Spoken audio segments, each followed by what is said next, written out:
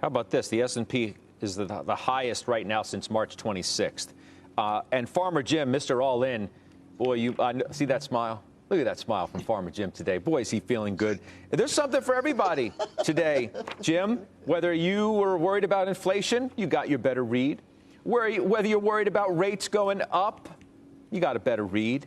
Whether you're worried about earnings coming in, whatever, got a better read. You're worried about that chip trade that Jonathan Krinsky said, no time to buy. You got a good read there, too. No wonder you have a smile on your face.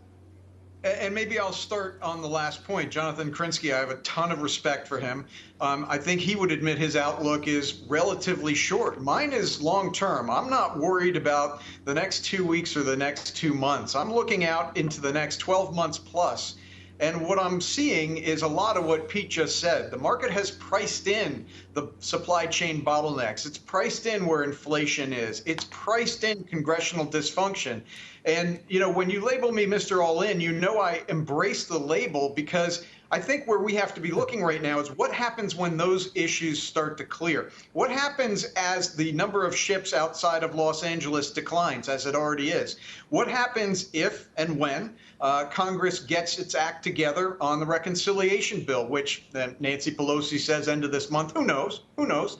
But what if you get that in the rearview mirror? You're going to worry about the Fed taper? I'm not. I don't think you are either, Scott. I'm not calling you out. My point being is that the Fed is going to be buying bonds and putting cash into the financial system for at least the next 9 months. There are far more tailwinds than there are headwinds. So the hand-wringing that we've been doing for the last 6-8 weeks about is there a correction unfolding or not is not something that I ever pay attention to. I'm a long-term investor, and I love what I'm seeing from the cyclicals right now as Delta has peaked. It has peaked. The numbers clearly show it. People are getting out. That means they're enjoying services. They're traveling. It also means they're getting back to work in the ports, in the semiconductor plants. All of this is incredibly positive for profits in the stock market. I mean, it's hard not to, Shannon, like everything you see everywhere. I pulled up Microsoft just now to see what was going on there. Stock's only $4 off of its 52-week high, 301. I'll pull up Apple stock we've been paying a lot of attention to. Remember, it dipped below 140, 143.30 right now, trying to move back even closer towards its 52-week high as those earnings approach there. Even a Facebook, which has been so much under the gun, that stock's up 1 1/3% today. I mean, I could go to so many different areas. Shannon, does today solve a lot of the big problems that we've been worried about, or are we trying to make too much of one day?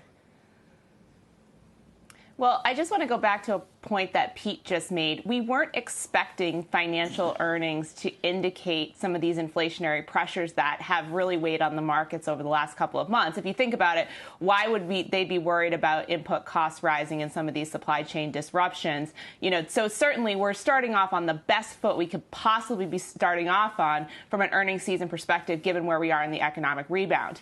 With that said, I think one of the things that we need to take a step back and realize is that some of these supply chain disruptions, many of them, frankly, are going to ease over the course of the next 6 to 12 months. What's important as you look over the next couple of weeks of earnings is thinking about how company management is managing that supply chain. Where are they building up inventories? Are they as sure about the unclear demand that's going to come over the course of the next year or so? So I think as we go through earnings season, it's not just going to be about, you know, some of the Delta concerns easing, potential concerns about inflation, but how is company management setting themselves up for a post-pandemic world so they don't have things like inventory mismatches and they haven't incorrectly ordered as they're waiting for these supply chain disruptions to be mitigated. So I'm really looking forward to industrial earnings in particular to give us some sense of how the economy can bounce back and how company management has managed through this process of these higher input prices. Inflation was better than expected today, Scott,